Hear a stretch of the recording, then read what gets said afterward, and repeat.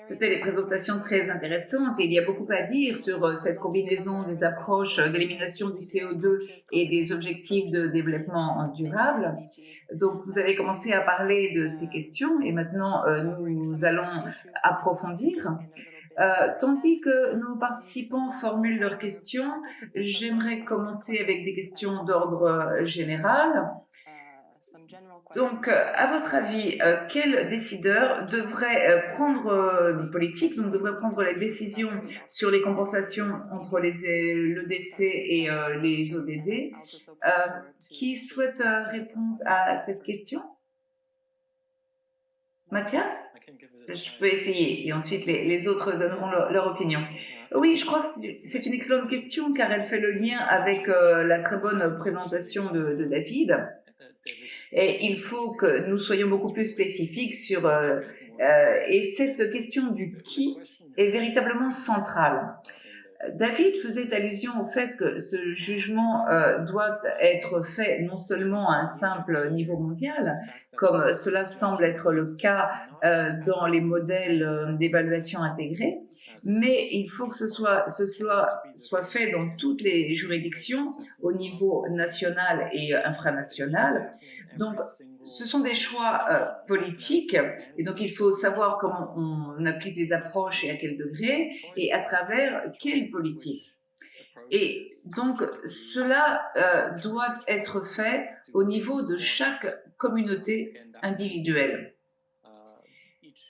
Et il faut répondre à cette question dans la sphère politique et je crois que la science ne peut que donner des idées et une première compréhension sur ce que ces conséquences pourraient être pour pouvoir informer la prise de décision et évidemment dans toutes ces sphères.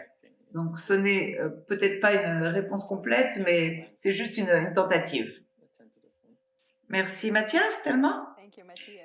Oui, je vais ajouter quelque chose. Oui, Mathias, je suis d'accord. Vous savez, même quand on dissocie le DC et les ODD, nous avons longuement discuté de l'EDC dans des webinaires précédents et donc nous nous sommes demandé où on devrait traiter ceci, si c'est au niveau d'un simple pays, il faut donner le niveau de la possibilité de contrôle et en particulier s'il y a des conséquences de cette implémentation à large échelle, d'une option ou d'une autre. Mais lorsque l'on rassemble le DC et les ODD, c'est un petit peu différent. Et je crois qu'effectivement, ce doit être débattu au niveau de chaque juridiction.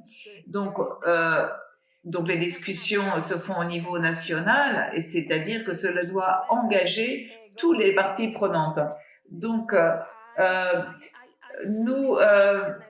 nous avons parlé des partenariats, non? Comme il y a eu la présentation sur l'objectif de développement durable 17. Et donc, il y a des partenariats de manière différente, pas simplement à des niveaux nationaux, mais aussi au niveau régional. Et il faut l'agrandir au niveau international et dans d'autres forums qui seraient très appropriés pour ce type de discussion. Nous avons pensé que la Convention cadre sur les changements climatiques pouvait être un bon forum, surtout parce que nous parlons de la mise en place des options d'atténuation à grande échelle. Mais comment mettre sur la table les préoccupations liées à l'association de l'EDC avec les objectifs de développement durable?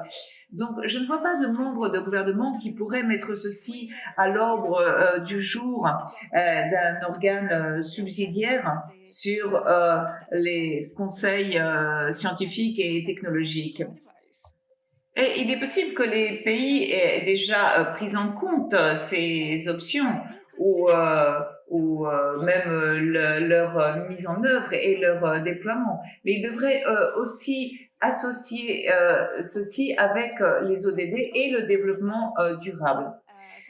Ce n'est pas simple, mais je crois qu'associer l'EDC et les ODD est spécifique à chaque pays. Donc, il y a comme un grand éventail. Euh, et je dirais que chaque pays va être confronté à la tâche assez difficile de trouver son propre portefeuille et ses besoins et sa région. Donc, avoir comme ce large éventail est une bonne chose pour apporter le contexte pour la discussion au niveau régional, national, etc.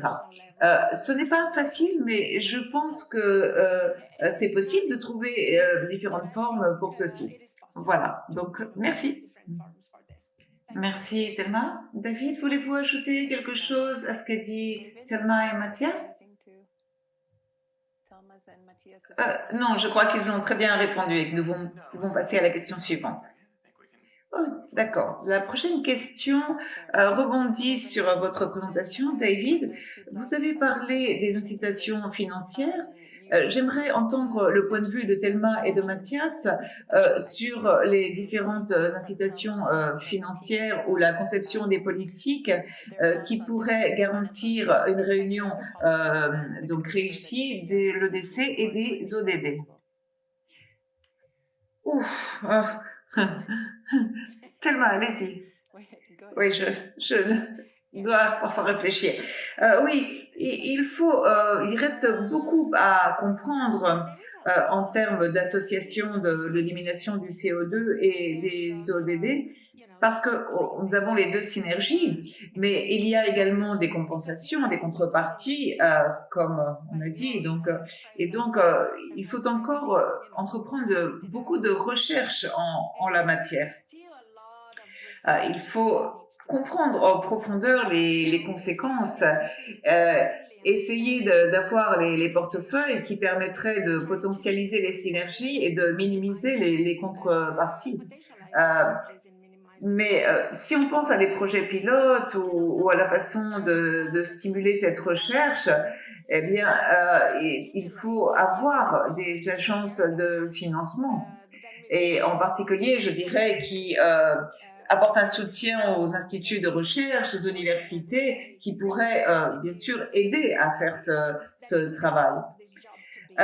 Donc, nous savons que certaines des options d'EDC ne peuvent pas être mises en œuvre dans certaines régions. Donc, il n'y a pas une façon unique de regarder à toutes les approches de décès et de les implémenter et puis de croire qu'elles vont être réussies. Non, au contraire, il y a beaucoup d'effets contraires et par exemple, le boisement et le reboisement à grande échelle dans certaines régions peuvent ne pas être bonnes, elles peuvent même augmenter le réchauffement. Donc, je crois qu'il faut encore en apprendre beaucoup et que la communauté scientifique nous aide à comprendre où sont ces lacunes. Et en ce faisant, elle pourrait signaler aux agences ou aux institutions financières où elles doivent mettre leur argent. D'où vraiment la nécessité pour des partenariats, ce qui est vraiment fondamental. Et l'objectif de développement durable 17 insiste beaucoup là-dessus, sur la coopération internationale, des partenariats avec toutes les parties prenantes. Ce n'est pas nous parlons d'une situation multisecteur. Et ce n'est pas simplement quelque chose de ponctuel comme ça. Donc il faut voir ceci de façon holistique. Parce que ces choses comme le financement vont être absolument essentielles, et surtout pour nous aider à combler les lacunes scientifiques et pour mieux comprendre tout ceci. Merci Thelma, Mathias. Oui, il y a une chose véritablement cruciale à comprendre. Quand nous regardons ça comme un problème politique, il faut voir que ce n'est pas un nouveau problème politique visant à encourager des mesures d'atténuation. Je parle de mesures d'atténuation car, d'après ce que je comprends de la mission de la Convention cadre des Nations Unies et des démissions du GIEC, c'est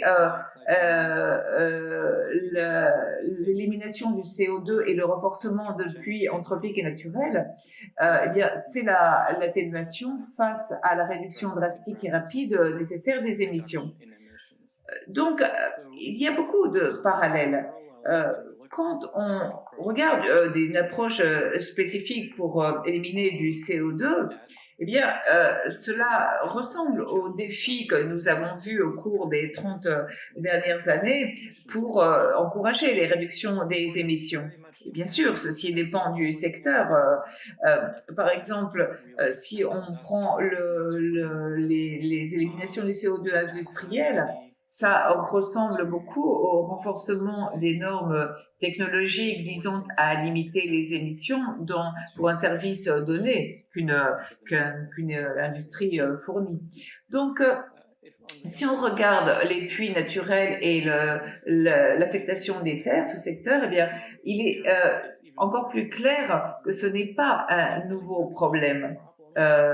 Sur l'affectation des terres a toujours été partie du changement des politiques d'atténuation du changement climatique. Donc, il faut tirer de grandes leçons de tout cela lorsque l'on commence à prendre en compte des mesures individuelles dans un pays donné ou dans une juridiction donnée qui cible un type spécifique d'activité.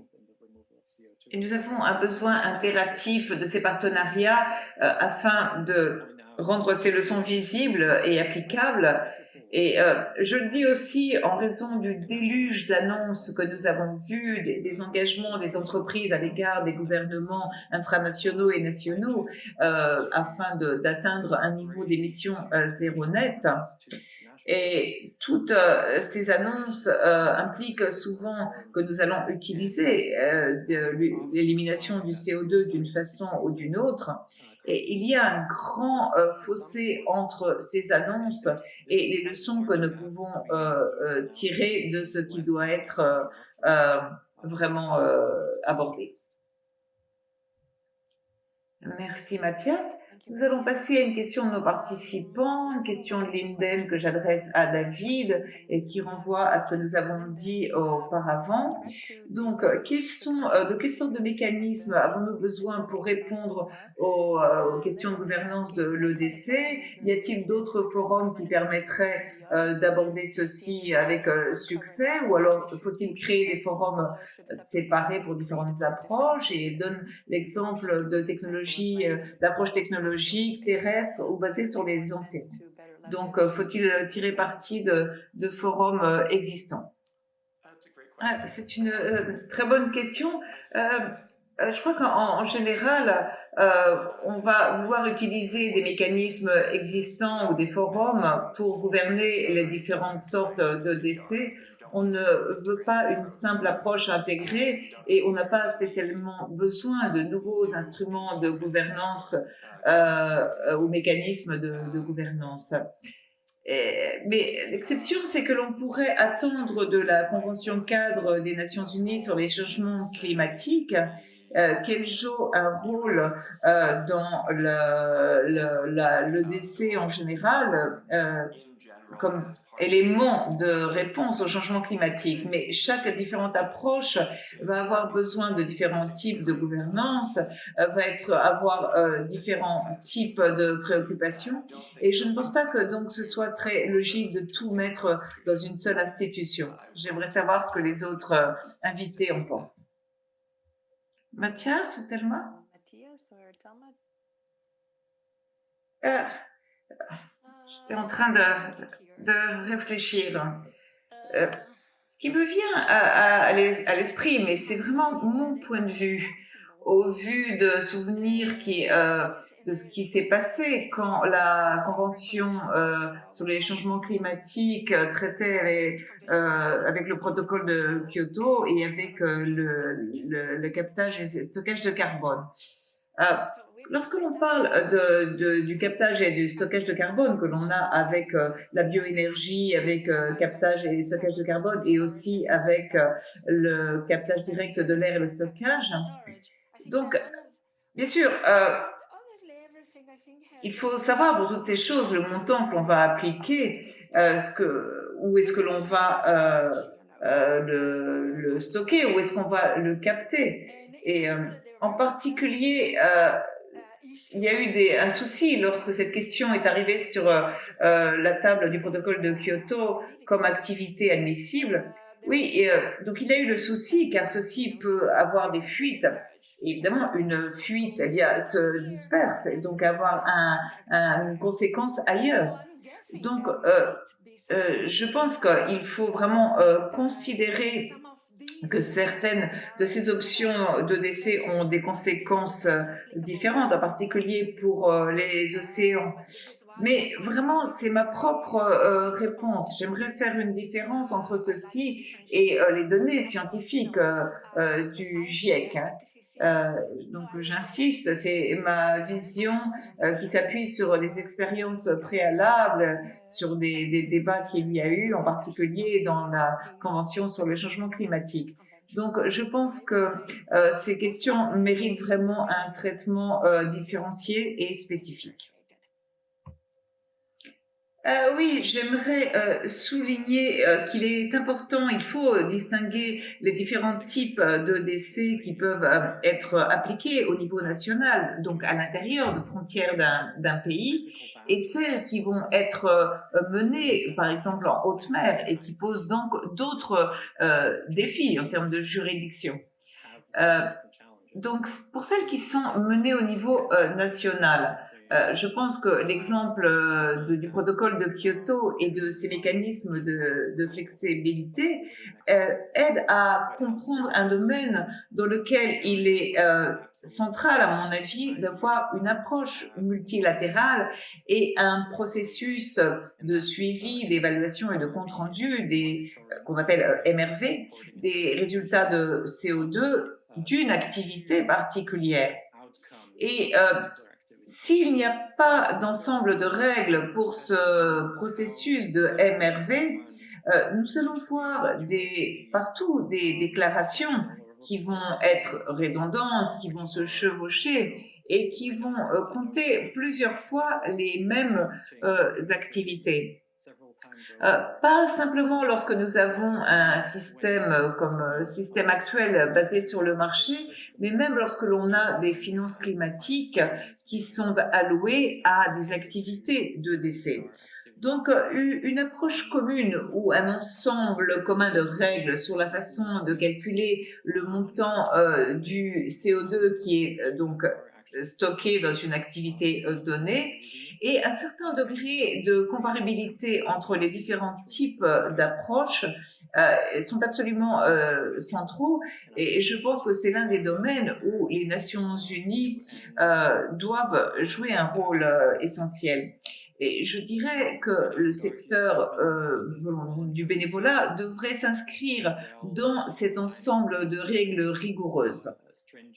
Car ce n'est pas simplement une chose abstraite, mais cela a des conséquences concrètes, et si ce n'est pas bien fait. Et donc, de la même façon, peut-être que cette discussion sur les conséquences sur le développement durable plus général également à sa place dans le protocole de Kyoto, où chaque pays invité dans le mécanisme de développement propre devait communiquer à la Convention cadre des Nations Unies son évaluation des résultats du développement durable de chaque activité proposée, et que donc cette obligation de procédure peut contribuer à augmenter la transparence à l'heure d'évaluer la durabilité de ces différentes approches de décès. Donc je pense que voilà, je veux dire cela avec insistance.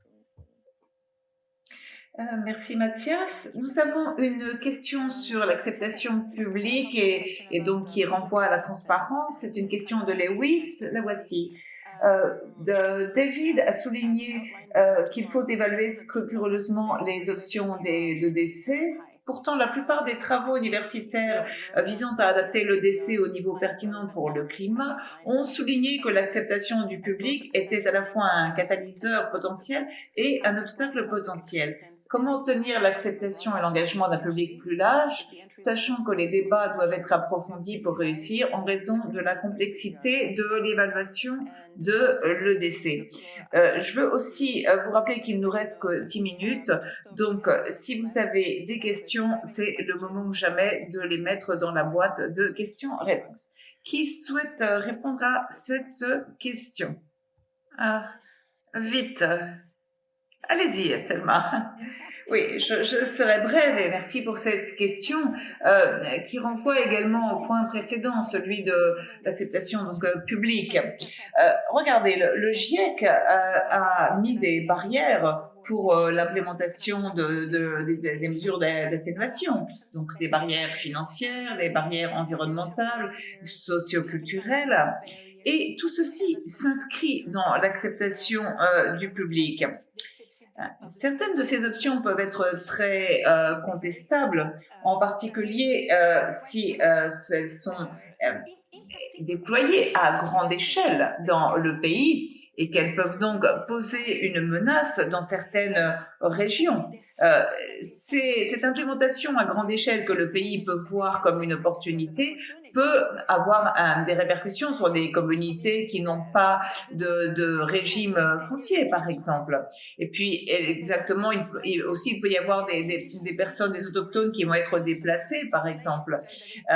Il n'y a pas de sécurité pour ceci. Donc, je crois que pour cette implémentation qui inclut la façon dont cela va être fait, ont besoin d'engagement à tous les niveaux. Donc, ceci fait partie de la gouvernance. Il faut une gouvernance de nombreux niveaux qui entrent dans les communautés locales où il y a cette possible implémentation et qui pourrait avoir des conséquences sur la vie des gens. Donc il faut les engager pour qu'ils comprennent pourquoi ceci est fait. Donc il n'y a qu'une acceptation publique que s'il y a un processus inclusif à de nombreux niveaux où chacun a une voix. Ce n'est pas facile, cela prend du temps, il faut déployer des efforts, mais il faut du courage pour que cela soit fait, mais il faut que ceci soit fait. Donc je crois que c'est un élément fondamental, surtout lorsque l'on parle de l'implémentation dans chaque pays. Merci. Oui, David, vous voudriez répondre à cette question? Oui, je suis d'accord avec tout ce qui a été dit. Donc, je dirais que si l'on veut évaluer au niveau de projet particulier ou de politique particulière, il faut comprendre ou parler de l'acceptation publique de l'EDC en général. Et c'est compliqué. Mais donc, pour une proposition d'un projet particulier ou d'une politique, et il faut commencer à réfléchir aux conséquences du projet, des politiques en question, et ensuite engager le public à ce niveau. Et donc, il faut vraiment voir les choses beaucoup plus étroitement pour qu'il soit plus facile de faire face à cette complexité. Merci, David. Mathias? Oui, je suis d'accord avec ça. Il ne faut pas regarder ces questions comme une chose abstraite, mais les voir au cas par cas sur ce que le public est bien déterminé à accepter, et cela dépasse l'acceptation. Cela offre un mandat politique pour poursuivre certaines mesures grâce à des instruments politiques.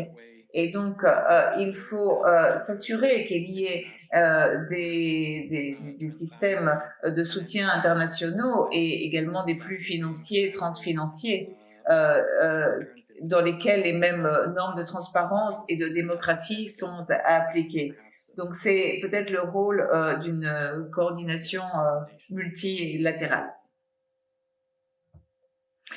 Merci. Nous avons maintenant une question de Lobo qui demande si on ne devrait pas commencer à considérer les indicateurs d'ODD comme des indicateurs de performance qui seraient donc basés sur les résultats et pas sur le rendement. C'est-à-dire que les indicateurs d'ODD devraient être utilisés pour évaluer la gouvernance de différentes approches d'ODC. J'espère que nous comprenons bien la question. Y a-t-il quelqu'un qui souhaite répondre à cette question? Je peux essayer. La question de savoir les critères que l'on doit prendre et les indicateurs mesurables que l'on doit appliquer quand nous évaluons de nouvelles politiques est très épineuse, car il faut faire en sorte que ces indicateurs soient exploitables pour chaque proposition spécifique. Et donc, les rendre exploitables est très difficile si l'on veut le faire d'une façon mondiale et en fonction des catégories pour le décès.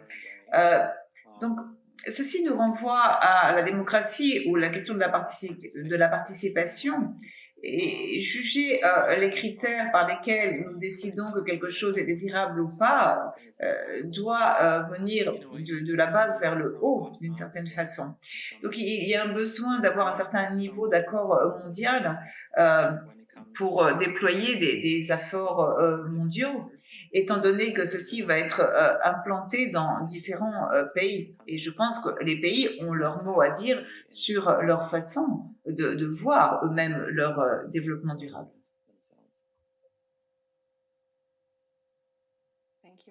Merci Mathias. Thelma ou David, voulez-vous ajouter quelque chose?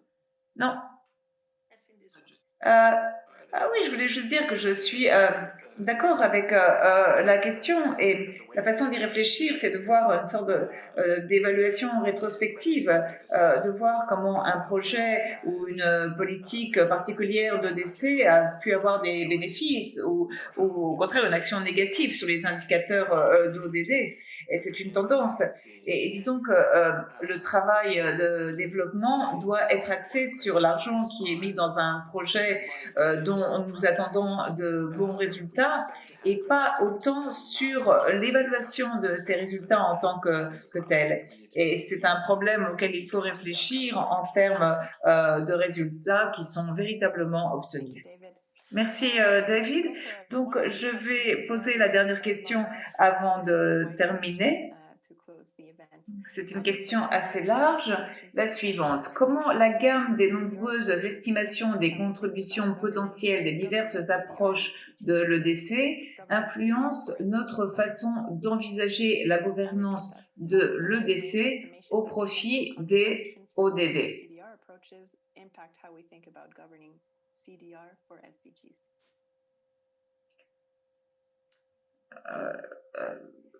En deux mots, car je crois que tout le monde peut répondre, ce n'est pas simplement la question de la gamme des contributions potentielles, il y a d'autres éléments. Si on regarde le potentiel de l'atténuation, c'est une chose, mais il y a d'autres facettes à prendre en compte, comme les coûts, les conséquences. Et donc, si on parle de boisement ou de reboisement, il faut prendre en compte les questions de permanence. Si c'est la bioénergie, il y a d'autres conséquences. Donc, c'est une vision beaucoup plus large, je dirais, pas simplement le potentiel de l'atténuation. Et donc, il faut vraiment regarder un grand nombre de choses avec cette atténuation. Donc, c'est plus que simplement signaler les conséquences pour les ODD. Car en fonction de la solution que l'on met en place et de la façon et de l'échelle de la mettre en place, eh bien, on aura des résultats différents. Donc, il y a des questions de durabilité qui doivent être mises sur la table, de même que les coûts ou la question de la permanence. Il y a vraiment beaucoup de choses. Donc, je crois que la requête d'atténuation est un petit peu trop étroite. Merci. Thelma, Mathias ou David? Mathias d'abord? J'essaye de rassembler mes pensées. Oui, je suis vraiment d'accord avec Thelma et je crois que la grande gamme des possibilités que l'on pourrait également appeler incertitudes, ce ne sont pas des incertitudes au sens scientifique, mais au sens politique et qui concernent également l'innovation. Nous n'avons pas découvert encore la gamme complète des possibles approches de décès. Et donc, quand nous parlons de ces approches comme si nous voyions comme des approches techniques et pratiques, mais quand on en parle, par exemple, prenons la bioénergie avec le captage et stockage de carbone. On peut également appliquer le même principe, c'est-à-dire en utilisant de la biomasse, essentiellement en mettant le CO2 qui en résulte dans le sol, en appliquant le captage du carbone, par exemple, dans une usine d'incinération des déchets. Et je suis donc sidérée que ceci n'ait pas joué un rôle plus grand dans notre débat d'aujourd'hui.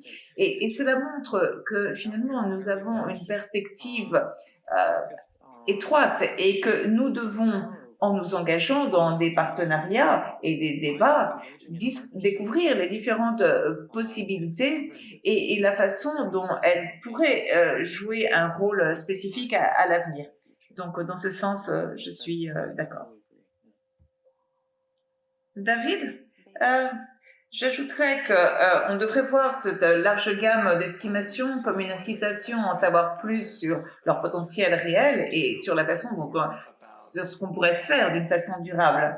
Et réfléchir à ces ODD ou au développement durable comme des contraintes sur ces différentes approches d'ODC peut nous aider à avoir des estimations plus réalistes, car certaines de ces estimations élevées sont en quelque sorte techniques ou théoriques, mais elles ignorent les véritables contraintes qui viennent des impacts sociaux et environnementaux, et ce n'est pas parce que ces contraintes sont sociales qu'elles n'en sont pas moins réelles.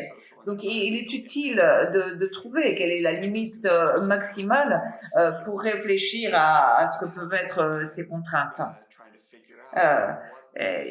Et donc elles sont en quelque sorte bidirectionnelles, dans deux directions. Merci. Donc, nous arrivons aujourd'hui à la fin de notre session. Nous avons reçu des questions très intéressantes. Merci à tous ceux qui nous ont suivis. Merci à nos invités qui ont répondu donc à vos questions. Si vous souhaitez obtenir plus d'informations sur les prochains webinaires que nous avons préparés, vous êtes invité à visiter notre page c2g.net/c2glearn. À la fin de cet événement, vous verrez apparaître une enquête et nous vous invitons chaleureusement à y répondre car cela va nous permettre d'améliorer la qualité de nos événements. J'aimerais aussi remercier mes collègues qui sont derrière l'écran et qui m'apportent toujours leur aide et pour que ces événements soient très fluides. Donc, j'apprécie vraiment leur aide. Et donc, je vous remercie tous et nous avons hâte de vous revoir pour un prochain événement. Bonne journée. Merci. Bye bye.